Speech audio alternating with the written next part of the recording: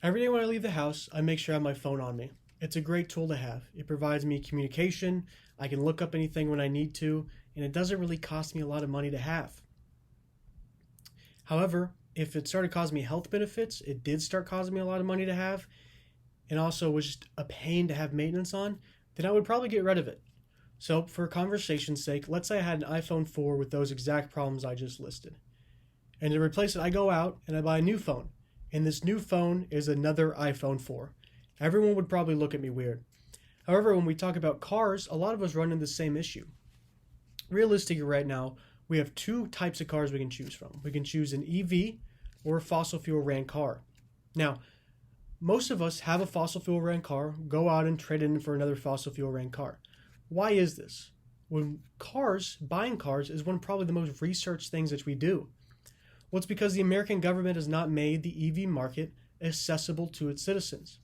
This is why the American government needs to start supplying bonds and low interest loans to their citizens into building up infrastructure so that the EV market in America can grow. We're going to talk about a lot of things today, ranging from gas prices and the unreliability of gas to policy in the United States, policy that would help EV market grow, and then finally a major problem that our cities are facing because of fossil fuel ran cars. Right now, when everyone talks about gas cars and EV cars, the biggest difference is gas, right? Or the biggest difference is the fuel, which is just gas versus electricity. So I started looking around and I wanted to see how reliable it was. And I found an article written by CNN in 2023, which was really recently, that was talking about how the war with Russia's war with Ukraine has affected gas prices in the United States of America. It said U.S. gas prices shot up $1.48 a gallon, or 42%, to a record $5.02 between the day before Russia's invasion a year ago and the record price reached on June 14th. Now I have some graphs to kind of show this, and they're hard to see on the screen, so I'll explain them. The first one is just a graph showing just the prices, right, of gas. So it starts off at around upper $3 range and ends in the $5 range. Now, the next one is the price tag that is attached to a 15-gallon tank of gas. And that starts at $53 and ends at $75. An increase of almost $22 because someone across the world decided to have a war. Now, if you're an American and you're kind of making ends meet and everything, and you budgeted a certain amount for gas, and then you look and it runs short $20, you might be walking to work the next day, which is obviously not fun. To kind of hammer this point home and show how much gas is actually costing all of us, I found an article by NREL in 2022. It said that if you switch to an EV right now, in 15 years you would save $14,500. This is a little under $1,000 a year. If I came to you and I said all you had to do was drive a different car, and I would give you an extra $1,000 a year, I think everyone would say yes. I know I would say yes. It's an extra $1,000 and it's easy. Obviously, we can gain a lot from EVs, right? Whether it's money in the pocket or a more reliable source of fuel, there's a lot to gain from them. So what do we need to do to make this a reality?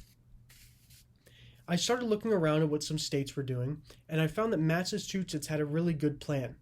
They just put out a new bill, and I think it dedicated around $11 billion for some improvements for the city.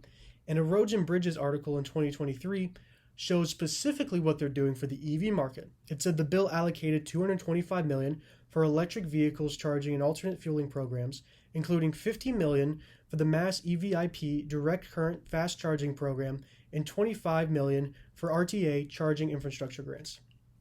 Now, there's one thing I like about this and one thing that I think we need to change. The thing that I like about this is that they're supplying money directly to the infrastructure, right? They're not going to Tesla and saying, here's $500 million, please make EVs a reality. They're going around and actually building the EV charging stations, right? They're supplying the ground for EVs to stand and run on. This is great for its citizens because now they can reliably and confidently go out and purchase an EV that will make their life better and then be able to drive around town with no worries. What I don't like about this is they're just giving out money, right? At the end of the day, they're just giving away taxpayer dollars, and that's money that's gone. With bonds and low interest loans, you can actually control a little bit more. But furthermore, with bond and low interest loans, you don't have to supply them forever. At maximum, you can supply them for 20 to 30 years, and then you can pull them back, right? And then you can let the market actually take over for itself and start letting Tesla, Ford, Chevy start making these really great EVs that we go out and buy and that we want to buy. It is the only way that the market's actually going to stay sustainable, and the only way that the consumer is going to have a great product brought to them. Which is all great, right? We want great products brought to them, but really what is it going to do for us, and what's it going to do for us in the long run? And a problem that I found that not many of us talk about that's going to take a while to find is smog in big cities. Now, I didn't know much about smog before I started, so I found a National Geographic article in 2022 that said most of the smog we see is photochemical smog. Photochemical smog is produced when sunlight reacts with nitrogen oxides and at least one volatile organic compound in the atmosphere. In layman terms, the emissions that your car puts out goes into the air, reacts with elements that are already naturally found in the air, and then that is reacted with sunlight that forms as smog. Now, again, it might be a little bit difficult to see, but to show you what smog is, it's the brown cloud that kind of forms. If you live anywhere near Austin or Houston, you can see it. This is a photo of Los Angeles. And as you can see in the background, you can barely even see the skyline. This is because the smog is trapped from the mountains and from the cars that are constantly sitting in traffic all day. Now, what I would like you to imagine is a place that you go home every day after driving your EV, you plug it up with the infrastructure that your government provided to you, and you have solar panels on your roof that charge your car for you and make living a carbon-free lifestyle, one, a reality for everyone, but two, makes your life much simpler than it is now. You don't have to go to the gas station and wait at line and everything. You can go home, plug it in, and forget about it.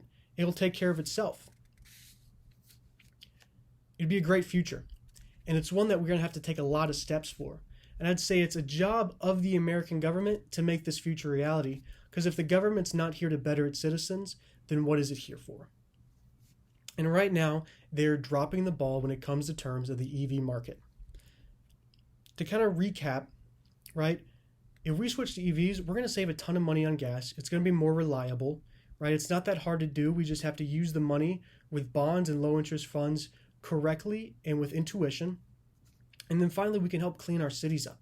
Wouldn't it be great to go to a major city like a Denver or Los Angeles and wake up and see the picture-perfect landscape that you were actually expecting rather than a brown cloud? I would say one of the greatest ways to show our representatives that we actually want to do this is going out and buying EVs. They're not going to know that you want this unless we show them that you want us. And while that's a tall order, for most of us, it's reality. EVs are becoming better every day, and they're becoming more affordable every day. Thank you guys for listening. And then here are my note cards, so I don't forget.